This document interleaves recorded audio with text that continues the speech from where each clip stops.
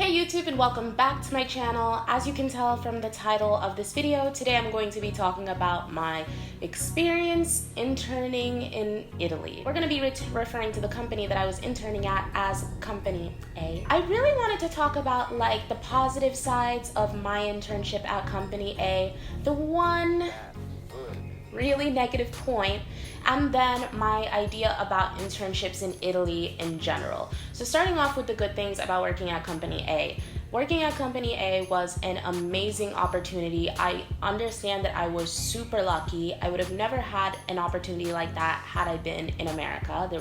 It just wouldn't have happened, no way. The company that I worked at is pretty much the best in their sector and also one of the best in terms of digital marketing, because for those of you guys that didn't know, I was working it as a social media / editorial intern at this company. Really vaguely, I was working in like digital marketing. At the end of the day, my whole goal, my sector that I want to work in and that I try to like live in is digital marketing. They're one of the best in terms of using social media and digital marketing to their advantage as a company.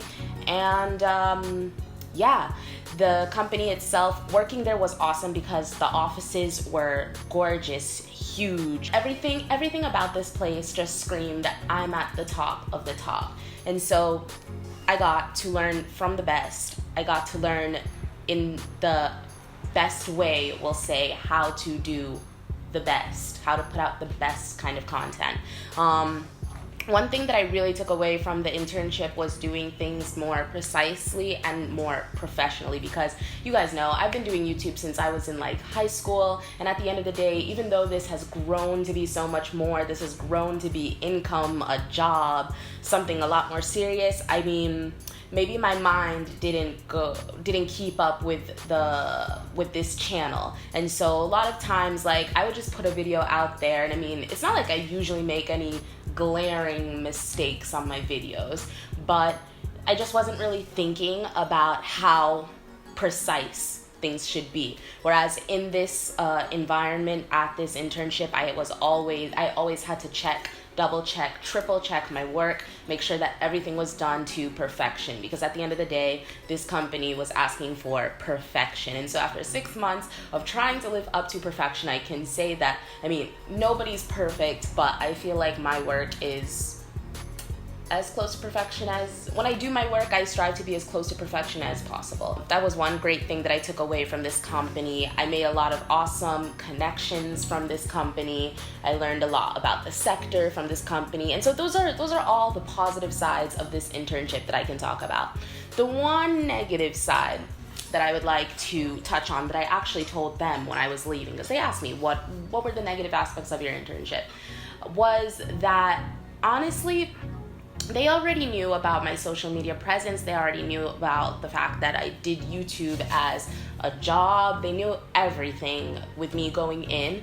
And so we were both pretty transparent of, this is what I do. At the beginning, initially when I was doing my interviews, they were telling me how maybe I wouldn't be able to post while doing the internship. And I had to think about that for a while, because the internship was supposed to be 6 months. But I came to the conclusion that a 6-month break wasn't going to ruin this channel. And in order to have that name on my CV, in order to have that experience, it was a risk that I was willing to take. I was ready to take 6 months off from YouTube and all of social media. In the end, when I actually signed the internship contract, they said that wasn't going to be necessary. I could still do what I wanted to do, say what I already said. The only new discrepancy was that I wasn't supposed to promote other companies in the same sectors as this company, which at the end of the day made sense. Unfortunately, if it sounded great in theory, if it looked good on paper, in practice it was a total shit show, because the way I interpreted promotion as an influencer, I think of promotion as like being paid to do something, pushing something onto you guys, like not even in a way that you guys really notice, but like subliminally telling you, buy this product, get this product. For me, that's promotion. Whereas for this company, they interpreted promotion as even mentioning the name of something. And so it created a lot of like sticky situations that were really stressful for me. Even like a few weeks in, I had posted this picture on Instagram and I had listed the products that were on my face. And this company is also in the cosmetic sector. And so even if the brands that I listed weren't direct competitors of the company, even if I didn't think I was promoting, I thought that I was just doing what girls that do makeup on Instagram do, list the products on their face. It was a huge problem and they had me take it down immediately. And it was just little things like that. And it was kind of annoying because nothing was written very clearly about, okay, you can do this and you can't do that. So even though I asked multiple times during the internship to clarify what they meant, what can I do, what can I say, they never did. And later on, I would see that in the end, them keeping everything vague really worked to their advantage because they were able to have an extreme amount of control over me. And so the entire 6 months, I was afraid to post on social media. That's why you saw that I was posting, not on YouTube much less, but on Instagram. I used to post stories all the time, every single day. And it got to a point where I wasn't even posting anymore because I didn't know what I would say that would be misinterpreted and thrown back in my face in the office, which happened a couple times. So yeah, I'll say that when I went to the Fenty Beauty launch, I was ready to be fired the next day. From the way they were acting before, I was not supposed to be allowed to do that. But I went, I posted my content, nobody said anything. It was always this weird gray area in which I never really knew what I was doing. And it put a lot of stress on me and throughout the whole 6 months. I'm not even talking about the money because at the end of the day, I made my coin. I'm just talking about the fact that you don't know what you can and can't say. And as somebody that has lived and breathed on social media for the last 5 years of my life, to just be told that, you don't even, it would have been one thing if I just couldn't post for the 6 months and I knew, and that was that. But it was another thing to say, yeah, do what you want, and then every 5 seconds the company comes to be like, oh wait no, take that down. It was really, really stressful. So that was the good and bad of working at Company X. It's over. My last day was Thursday. They let me finish out my projects and it's done. And I also found another job. So I will be starting my first, not even my first job in Italy, but we'll say that my first traditional corporate job in Italy, where I have an actual corporate contract with benefits and vacation and sick days. Like, I'll be starting that job next Monday. Internships in general in Italy. At first I was thinking, okay, I just talked about the pros and cons of working at that specific companies. What are the pros and cons of interning in Italy? Honestly, you guys, I don't have anything positive to say about the internship system in Italy. It sucks. Objectively speaking, it's one of the many reasons why young people are running from this country every single day. Okay, let's look at it from an American perspective, even though America is very similar to Australia, which is very similar to the UK, which is similar to France. I don't know what other countries out there are like Italy, but from what I know, a lot of Western countries are more like the United States and the UK in the way they do internships. And in America, it's not like internships are fun. It's not like internships are great. It's always the same story. You're underpaid, overworked, and it is what it is. It's supposed to be a learning experience. I think the key difference between internships in Italy and internships in America is that, one, internships in America are done at a way younger age. Internships in America are done while you are still a student. Maybe somebody will graduate with a bachelor's and do one more internship just to get their foot in a certain company or their foot in a certain sector. But in Italy, interning is like seen as your first real job experience, because like I've said in past videos, Italians really don't have the opportunity. The Italian school system really doesn't allow for Italians to work while they're students. You can't really do internships while you're in university at a lot of Italian universities, studying a lot of different a lot of different subjects. Even for me, studying economics, it was pretty damn hard to do 3-month summer internships or internships while I was studying, but I did it anyways because I'm hard-headed like that. But usually, typically, Italians don't do internships while they're studying, and they do it all after. And remember when I told you that Italians also tend to do the bachelor's and the master's like one after the other? So that's 5 years of schooling, where Americans are entering the work market, the workplace at 22. Italians tend to enter at like 25, like a whole 2 years later. And you'll see that there are 25, 26, 27, even up to 30-year-old people doing internships. Another big difference between interning in America and Italy, aside from the whole age thing, is that I feel like internships in America are way better regulated. I don't know. I've heard different things from people from different states, but in my state of Connecticut, I've never seen anybody work for an internship that paid less than the minimum wage. And our minimum wage is an hourly wage. When I was working at the bank in high school, I was making like $9 an hour, a little bit above minimum wage. Every 2 weeks, I was getting over $600 deposited into my account. And that was an internship. The only internship where I didn't get paid the hourly minimum wage was when I was working as a camp counselor at Connecticut College. But technically it wasn't even an internship, I was volunteering. So since I was volunteering, which is supposed to be free, they paid me like, I think it was a $500 stipend. And again, I was 16. And so as a 16, 17-year-old, it all makes sense. Even if they were paying me less, it would still make sense because I was 16, I was 17, and these were my first time work experiences. But I don't know. In Italy, there is, but there isn't a minimum wage for interns. Every region has a different minimum. In Milan, I think it's like 300 euros a month is the minimum that you can pay an intern who isn't in school. If an intern is in school, you don't have to pay them if they're getting credit, like school credit for your internship. For example, the first internship that I did in Italy was at a fashion magazine.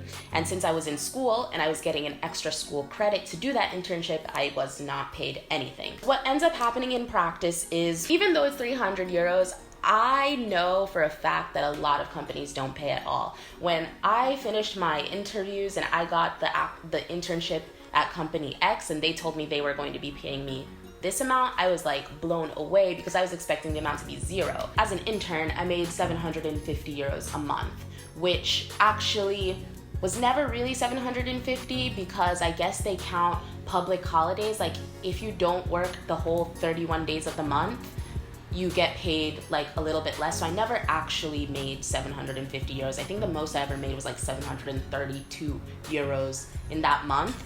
And that's considered an amazing internship. That's considered an amazing stipend. The highest I've ever heard anybody get paid for an internship in Italy, in Milan, was about 800 euros a month. Now, maybe that sounds like a lot, but if you factor into the fact that another thing is the Italian regulation says that an internship is supposed to be 40 hours a week, but in reality, from what I've heard, from what I've seen from my experience, and from what I've heard from all of my friends who are in the same situation as me right now, in reality, you end up working way more than 40 hours a week. If we were working 40 hours a week, that 750 euros means that you're making 3 euros an hour. Since we actually end up working more than 40 hours a week, in reality, you're making less than 3 euros an hour. And that's what's considered amazing. You guys, there are 26 and 27-year-olds here with full degrees making 3 euros an hour.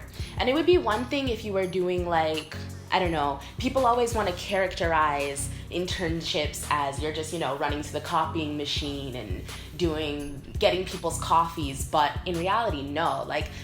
I'll admit, I didn't have the responsibility of a worker in my internship, but the things that I did contributed to the daily tasks of the team, of the office. If I wasn't there to do my role, of course somebody else would do it, but my job in itself was a job. It's true that it had maybe little less responsibility than an actual employee, but I was at the end of the day working more than 8 hours a day doing a thing that if I wasn't there, it would be detrimental to the team or the office, and I was getting paid €3 an hour for it. It's not necessarily the actual amount of money, it's just the idea that there are adults with degrees making €3 an hour. Why would you do that if you just have to cross the border into France and it's a completely different situation?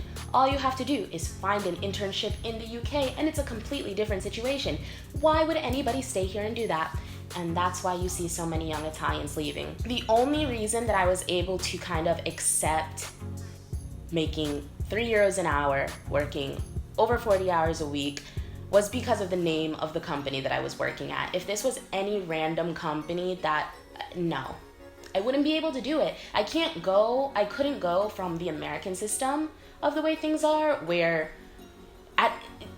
it's just completely different, and it really ties into every video that I've made on this channel before. Remember when I was talking about how Italians are like 10 years younger than Americans because you're considered a kid until you're 30? Well, I can't come from a place where you're considered an adult at 18 years old. You move out of the house at 18 years old. You're expected to do this, this, and this by this age, and come to a country where it's 10 years later. I don't know. I can't come from a place where at 16 years old I was making a higher salary than the average person here and then come and make €3 a month. It was just too much. It was too much. It was too much for me. I guess it depends on what you want. If you really want to end up in Italy, if you really want to end up working in Italy, then of course it helps to do an internship in Italy. But if your idea is to like end up in that exact company once you're done interning, or make a certain amount of money, or anything along the lines of progress, I don't see like what the advantage of doing an internship in Italy would be. I don't know. Doing an internship in Italy really made me, for the first time in 4 years of ever being here, actually made me consider going home. Like, there were some days where I'm just like, what am I doing here, really? This video isn't gonna change anything, obviously. It's not gonna change any laws. It's not gonna change anybody's mindset. But I think that it needed to be said, it needed to be put out there. So many people have been asking me, as soon as I graduated, so many people were asking, okay, well, how do you get a job? How do you stay in Italy? Well, honestly, you have to go through this baptism by fire to be able to work and stay in Italy, honestly. So it's better that you know now, before you sign up for it, what is waiting for you and what it all entails. It's really bittersweet. Like I said, I was one of the lucky ones. I was lucky to be making €3 an hour under the stressful conditions that I was working under. And most people aren't that lucky, and it's really crazy for me to think about. To leave this video on a less depressing note, I will say that things are completely different when you work in Italy as an actual worker. Jobs are not easy to come by, but once you do come by them, it's true that Italian salaries are like, I don't know, 1% of what an American salary is, and you'll probably never ever make as much as you could make in America or the UK or even France. But the cost of living is also like 1% of what it is in America or the UK or France, and you get a lot of benefits. Like with my contract, I was reading and I have like 26 days of vacation, 2 weeks off if I get married, sick day, like, all right. The best is that, okay, Italians want to pay their interns €3 an hour, but me as a worker, I get paid for 14 months of work. There are two whole extra months worth of stipendio that I get to have. So to leave this on summing up, interning in Italy was hell. I never want to go back to that period of my life again, and I will never forget that period. One day when I have an intern, I won't forget what I went through. If I know that we're gonna have to be staying late and I'm gonna need your help past 6:30, then I'm not gonna make you come in at 9:30. I'm not gonna make my interns work more than the 40 hours that regulations say. Just as an example. Whenever I would talk about this with people around, Italians would admit, like they would tell me, yeah, it sucks, but you know, it's how it is. It's how it is. That's always the question. That's always the answer to these things. È così. It's true that you as an individual can't change the system, you're not going to change laws, and you're not going to change culture, but you as an individual do have control over that intern. You as an individual do have control over your specific situation. If everybody thought about it that way, it would be that much better. But unfortunately, that's not how the world actually works. I think that I said everything that I wanted to say. That was my experience interning in Italy. I would love to hear your guys' experience down below. I want to hear about what it's like interning in America, if you guys had a super different experience than me interning in Connecticut. And I want to hear about your stories interning in Italy. Maybe you completely disagree with me. Maybe the system of Italian internships makes sense to you. Like I already said, it doesn't make sense to me. I don't know how you're going to be able to rationalize a 27-year-old with a degree in engineering working for €3 an hour, but you can try. And yeah, I hope that you guys found this video informational, maybe even entertaining. Like and subscribe if you haven't already, and as always, I'll see you guys in my next one. Mwah.